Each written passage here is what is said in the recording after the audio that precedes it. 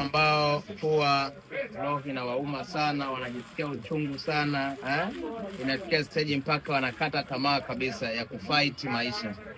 Kuna wale ambao unakuta unaangalia wale mliozaliwa wote rika moja ambao mmecheza wote pamoja, unakuja unajikuta unaangalia wenzako mliokuwa wote pamoja mkicheza nao pamoja wana mafanikio makubwa, mafanikio ya kibiashara, kimaisha na vitu vingine.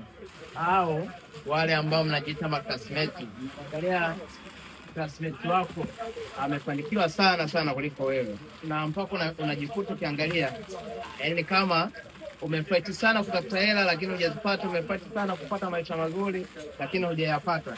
Unajikuta unakata tamaa, unaingiwa na roho ngumu, roho ya wivu, roho ya chuki, kuwachukia wale wenzako. Na kushauri kitu kimoja, maisha hayapo hivyo. Kuna watu wamestruggle kuanzia wakiwa na miaka 18 au 15 au 12 mpaka 40 50, wamekuja kutoboa na miaka 60. Kwa hiyo unachokuasa, usikate tamaa, weka mipango sawa, hakuna kuwahi wala kuchelewa kwenye mafanikio.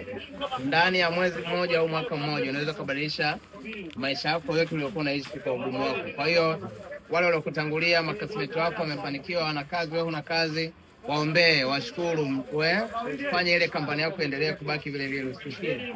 Wale ambao wamefanikiwa kibiashara, wao usikate tamaa kufight kufanya biashara.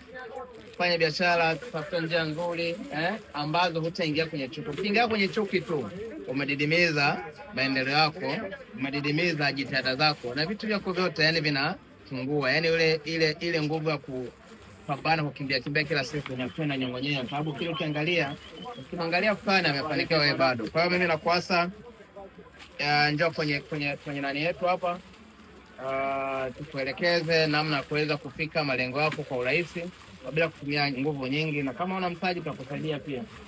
Hii ndio kazi yetu bwana. Nyinyi ndio mmetuajiri, wateja sisi kwetu ni wafalme. Ukikoa sisi tunatetemeka.